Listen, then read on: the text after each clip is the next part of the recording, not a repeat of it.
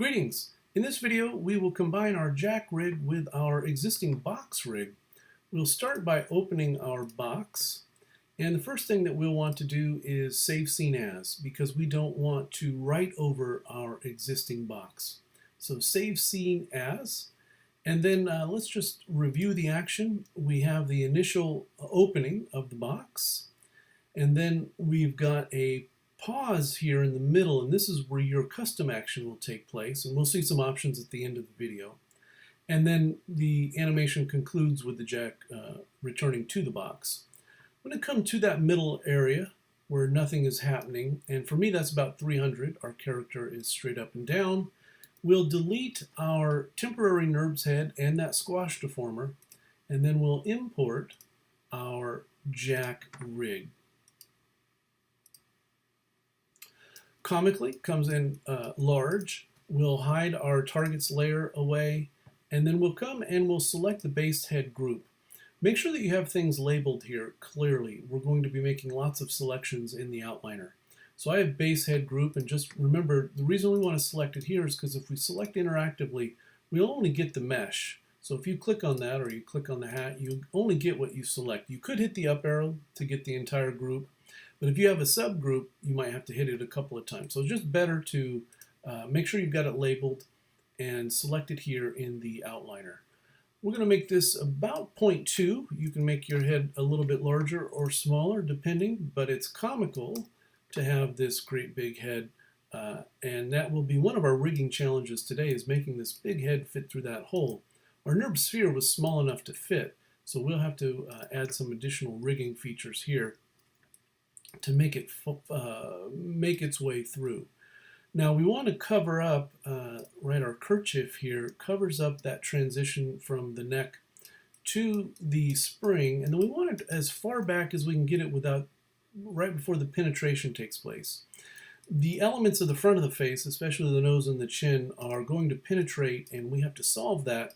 But if we push it back as far as we can, we'll have less of an effort, if you will, when that penetration takes place. Let's now constrain. We've got the base head. Before we constrain, we want to put the pivot at the place where we're constraining to. And so that is our terminal joint. I'm going to shift click the joint chain, and my terminal joint is 9. If you did 8 or 10, whatever number of joints you created, the last one, our terminal joint, we want the pivot point for base head group to be at that position of the joint. So we'll tap the D key, and I'm going to move it over here. Note that I didn't touch one of the arrows, because then we'd be constrained in that direction. You want to see green and blue.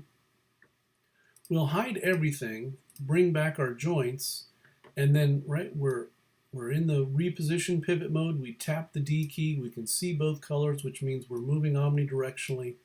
We'll hold the V key, and we're snapping to joint 9, and then I'll tap the D key again. I'll tap the D key, and let's just move that over again, right? So it's sitting there, V key, middle mouse button, then tap the D key to get out of that. We can say show all, and now the pivot point for base head group is sitting at the exact location of joint 9, so that when we constrain, now there is no offset. Remember that when you're constraining, you're always picking the constrainer first, and then I'm going to use the command key so I can skip select, and I'll choose base head group. So we pick joint 9, the constrainer first, and then we've selected base head group second, the constrain E. We'll come to constrain. We're going to point and orient. And just a quick reminder, constrain point covers our translates. Constrain orient covers our rotates.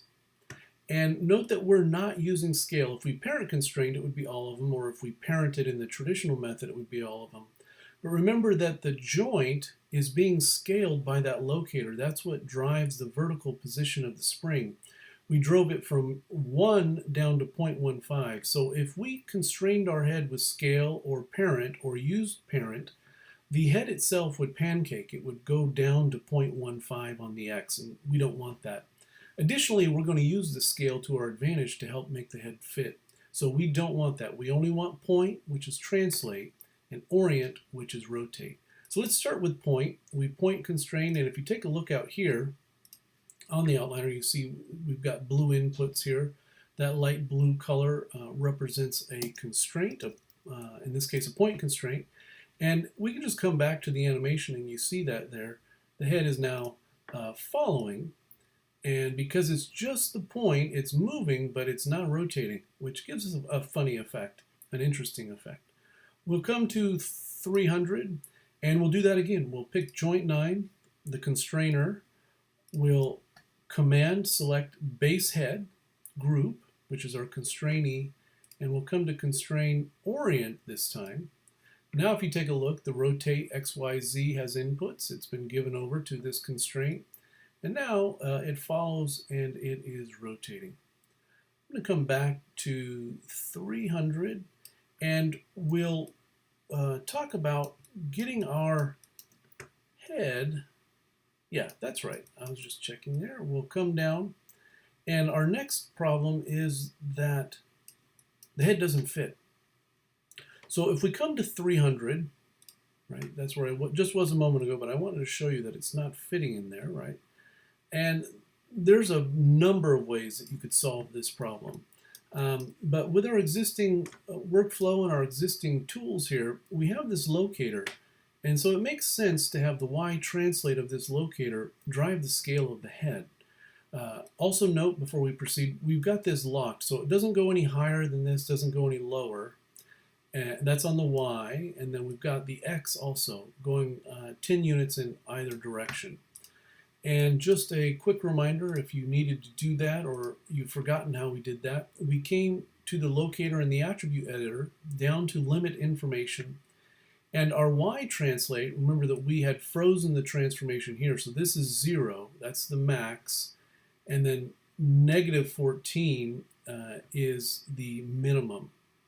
So our minimum and our maximum, then you can see our translate X is 10, negative 10 and 10. And then if we come back here and just zero that out, it's straight up and down. So let's have the Y translate of this locator drive the scale.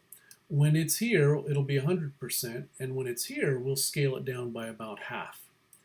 We will use our set driven, so we'll come to animation, key, set driven, set. We'll say load driver. It's going to be our Y translate.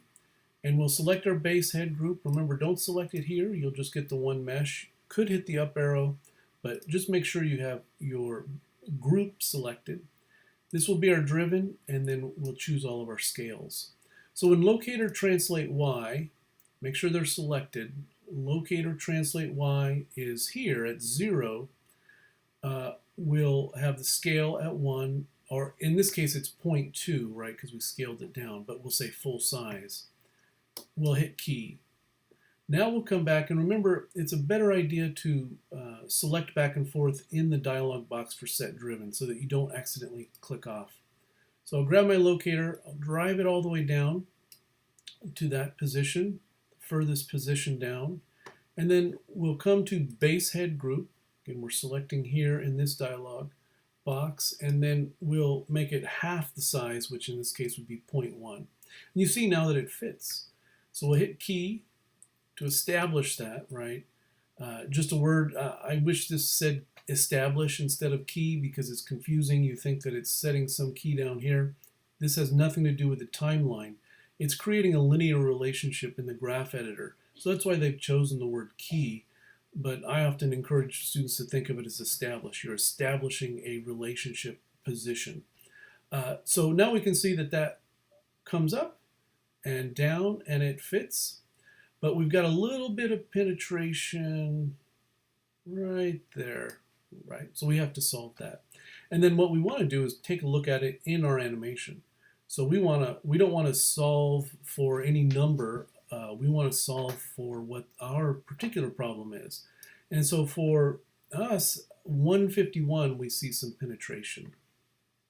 Now, we're going to solve this by rotating the head back a little bit and then also adding the squash deformer. The squash deformer is going to narrow the head, which will make it help it to come through that hole cleanly without penetrating. But before we get back to the squash deformer, we're going to rotate. Now, you could rotate directly on the joint, but it's a better idea to create a transform node so that we're not keying a joint independently within this chain. In this particular example, we could, but I just want to show you the method that we can add a transform node. And you can add as many transform nodes as you want to get some real complex animation. For us, we just want to give ourselves a transform node here so that we can rotate a neck. So we'll come to Edit Group. I've got my terminal joint, in this case joint 9. We'll hit Group, and the joint is now beneath that group, and let's go ahead and call this neck so that we can remember. So we've got a node called, transform node called neck, and it's on top of joint 9, and we'll be able to rotate that back. But before we rotate, the pivot isn't in the right place. I'm going to come to frame 300. That's my frame for being straight up and down vertical, whichever your frame is. And hit the 4 key so that we can see that the pivot for the new group is not at the position of the joint that it is transforming. So we want that. Well, again, tap the D key. I'm just going to move that out of the way. Note I didn't touch an arrow. I still see green and blue. We'll hide everything, bring back the joints. V key, middle mouse button, and then tap the D key to get out of that. So same as when we were positioning the base head group pivot to the neck. This is a new node that we've called neck, and we've positioned its pivot to the joint that is beneath it, joint 9. We'll bring everything back, and now we'll use this neck transform node, and later on when we're looking at options for your custom area in the middle of the animation, you can have your character look around by animating the neck. We're using it here much more practically in that on frame 151 we've got this penetration. And so we'll just rotate that back so that it's not penetrating. And we're going to key it, and we're just going to key the rotates together. So we'll key them directly. 18, in my particular instance, your model is going to be slightly different.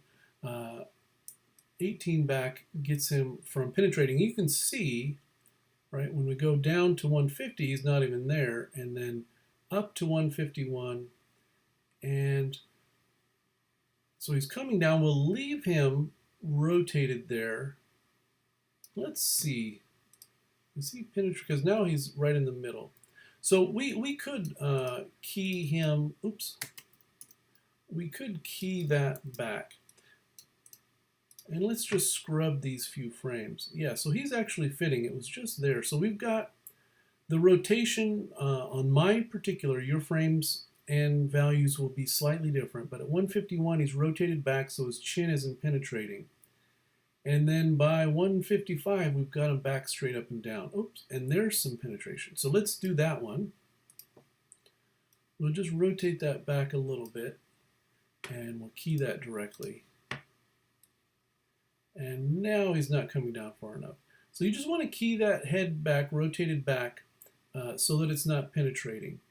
And now when we add the squash deformer, that'll be a third way, right? We've scaled. Now we're rotating to avoid the penetration. And then finally the squash deformer will make it narrow. And with those three together, we shouldn't have any penetration.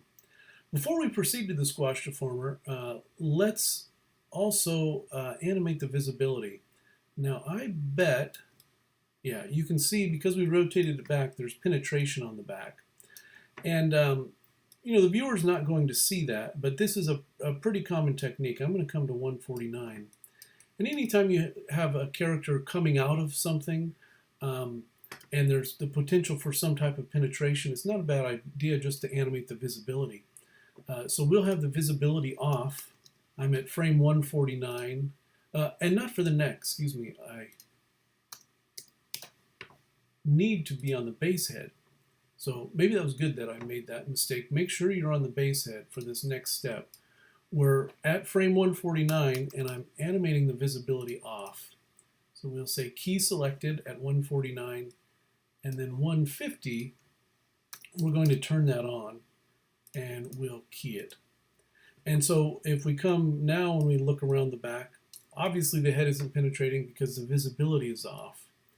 And then right when our action starts at 151, the visibility is on. That was visibility for the base head group. I had the neck selected, and I went to set visibility on the neck, which we wouldn't want to do. So we were setting visibility on the base head group. And now we see he's invisible no matter how narrow that gets, right? We won't see any penetration. Visibility's off. Visibility comes on. He's scaling. His head is rotated back. And we've got it pretty clean so far. And then the third thing that we'll do, and we're doing this as part of our animation, but it also helps with this, is the squash deformer.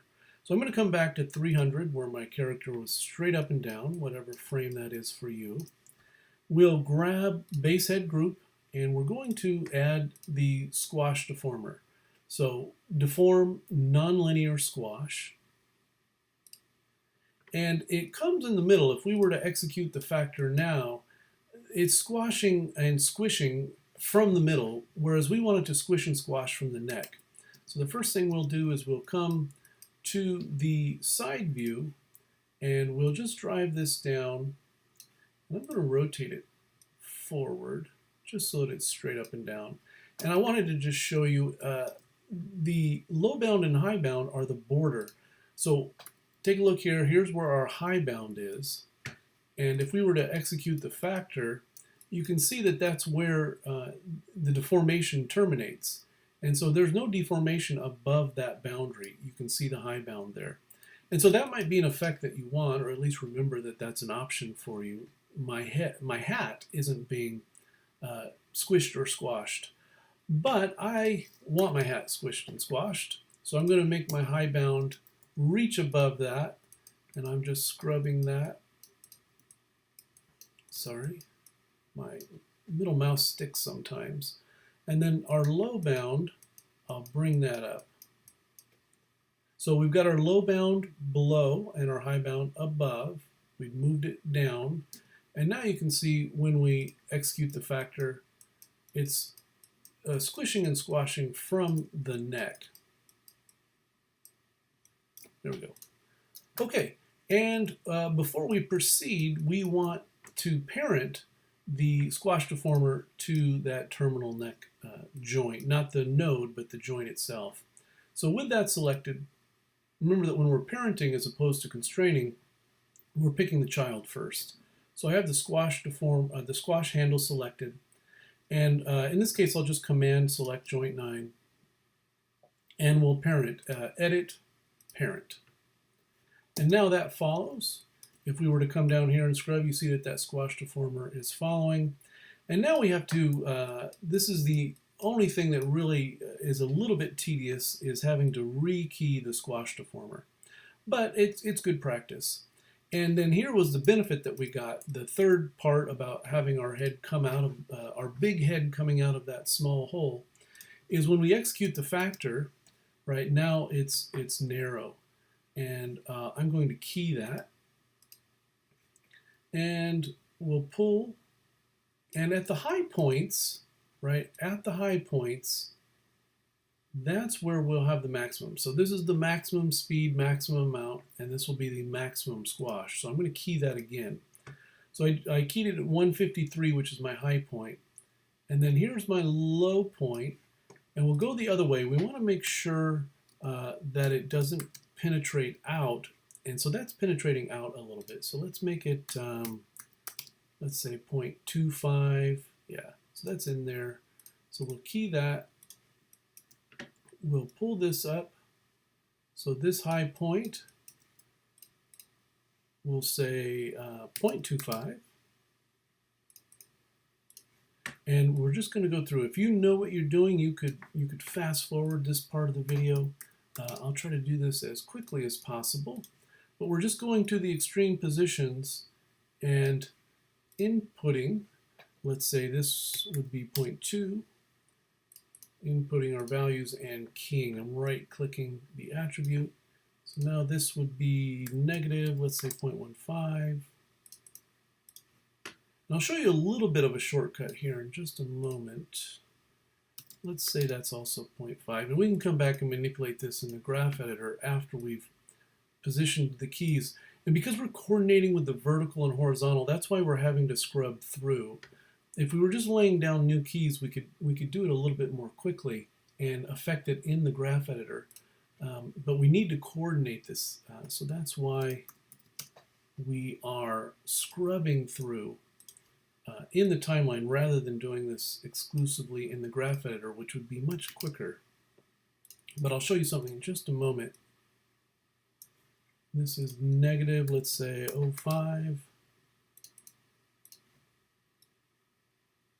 There we go. And so let's say these are our 0.5s. So I'm going to come all the way down, let's say to 300.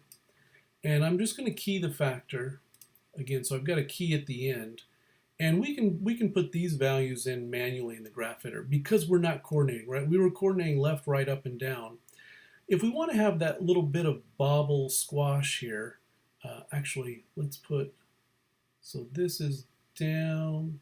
Yeah, so I missed a down here, actually, sorry. Negative 0.05.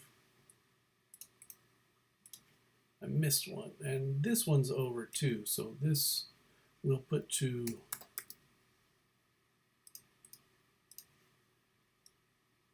yeah, and now we don't have the left and right action, so we can do this a little bit more efficiently in the graph editor if we wanted that kind of squish and squash to continue on a little bit.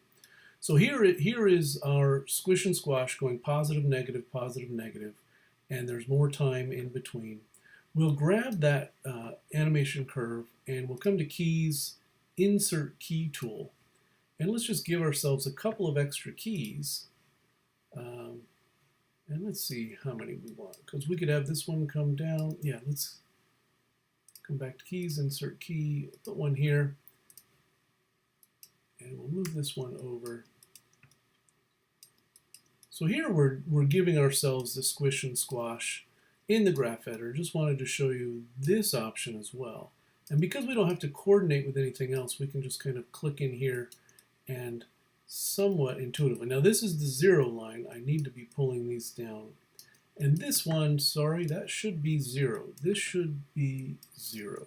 So that's where it ends. We'll pull this down.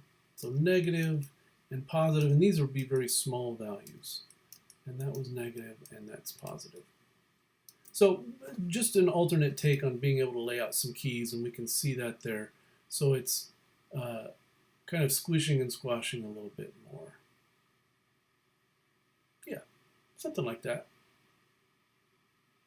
All right, now let's move on to animating the face.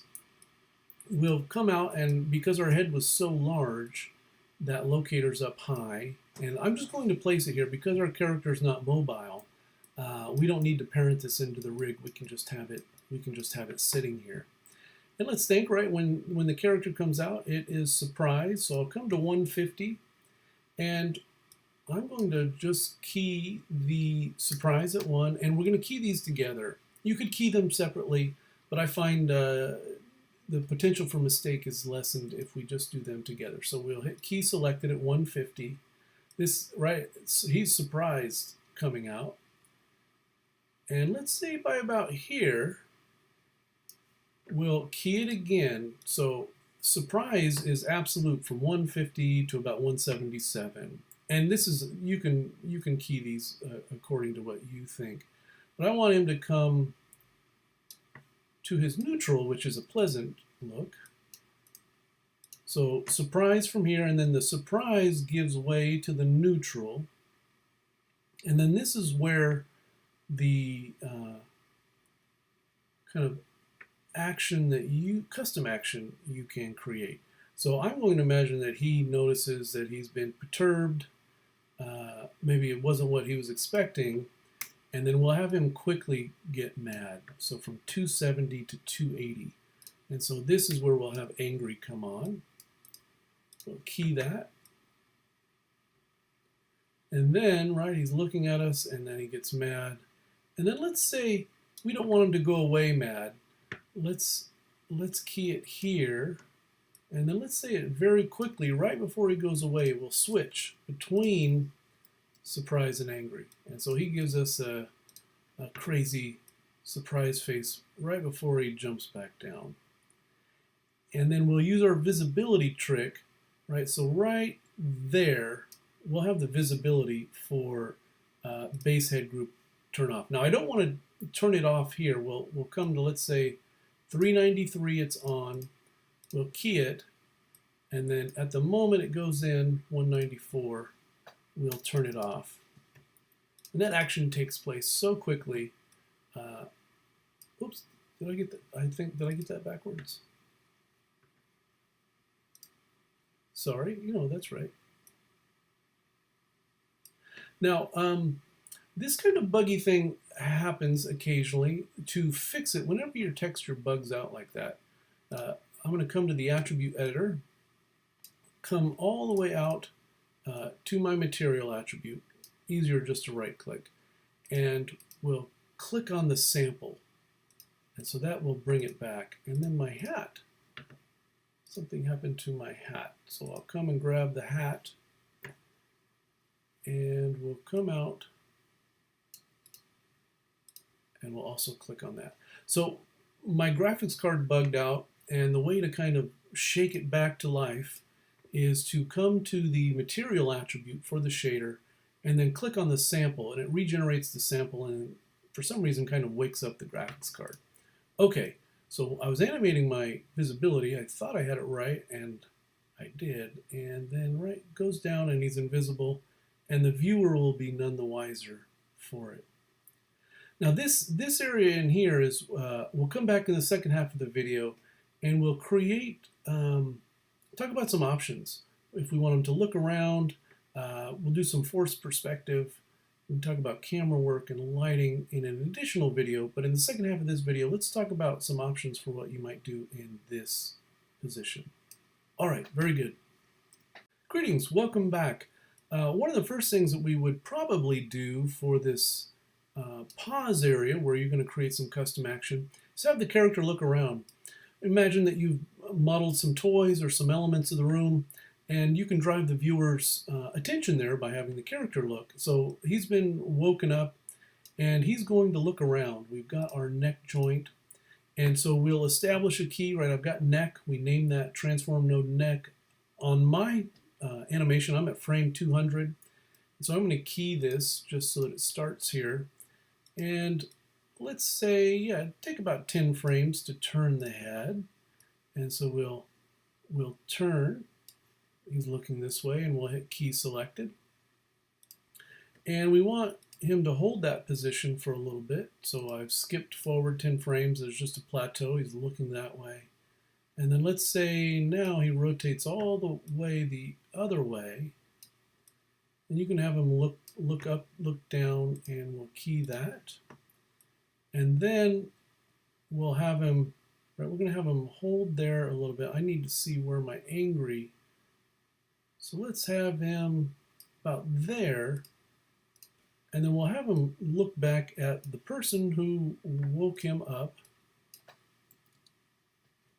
And you can come back and set this when you get your camera going. If you wanted to have him look right at the camera, you could, but I'll just key that at 0. And then this is right when he gets angry. So we've just got him kind of looking around the room, up, down, left, right. And then when a character is looking, a character or a human, you typically, or at least in acting or in character animation, the eyes will typically precede the head. So we have him looking this way, and it looks funny if your eyes are just static, right? So we'll have the eyes precede. We don't have any constraints. You could create aim constraints for the eye, but because we don't have him looking at anything in particular, we can just rotate. There is an eye constraints tutorial if you want to follow that. But I'm just going to set these individually. We'll set 195, and right, he's going to look this way. I need to do them one at a time. We'll rotate that and set it, and I'll grab the other one and rotate it and set it. So that's kind of fun, right? He looks, and then he turns his head. Now with the head turn, you have to now, right, we'll set those again there, and then we would want to straighten them out. So let's say 212, they're looking straight again. Right, so he's looking at something, but he rotated his eyes and then is looking around, and then we'll have here, so we've established that they're looking, and then we'll rotate.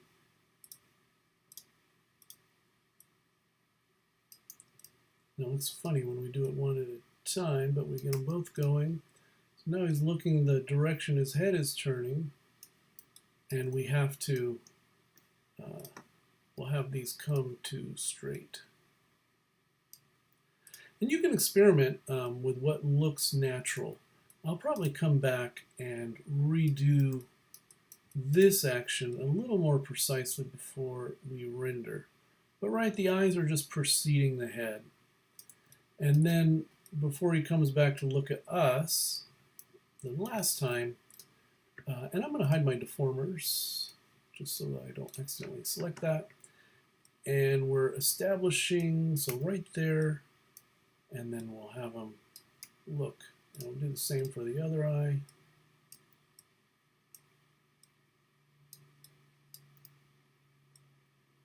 And then we'll have them straighten out. And we want them to be the same. So rotating the eyes around, right, he finds what he's looking for, which is us who have disturbed him. And then he gives us an angry look. Now, and you can have a lot of fun with him looking around. You can, you have the option, of course, you can play with this some more, right? You could, maybe when he's looking that way, he's also rotating that way. So have fun with it. But what I wanted to show you as well was we can do what's called force perspective. So let's say when he looks at us, we want it to appear as though he's coming forward. Now, if I pull this forward, right, we get that kind of, he's looking straight down. So we'll counter animate the neck, and then we'll also use this Z on the locator to drive the scale of the head and give us some force perspective, really get the viewer's attention. So let's key this first. We'll say right here, right when he gets angry, he's going to come forward.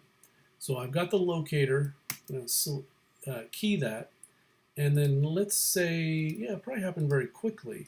So we'll have him come. Now, I'm at 292. I'm going to pull that forward. And I'm going to choose an even number here so that I can remember it. So we're translating forward 15 on the Z, and we'll key that. And now we need to counter animate the neck. So, right, where did we start? We started here at 280. So I'll key the neck, and then we'll pull forward, and we'll rotate that back. Right, so he's getting in our face. But that doesn't, right, that doesn't look like it's covered very much distance. It's not very dynamic. And so we'll also scale the head, and we'll just create some force perspective. Now let's finish this. So when he goes back to being nice, so right there, let's say 330. So I've got my neck selected, so I'm going to key that. We'll grab our locator and key that, and then this will come back. Right? Let's get it all the way back. So I'm going to grab my locator here, and let's say at 350, we'll bring that translate Z all the way back to 0, and we'll key it. Now the neck needs to be counter animated, right? So we'll just rotate that back to 0.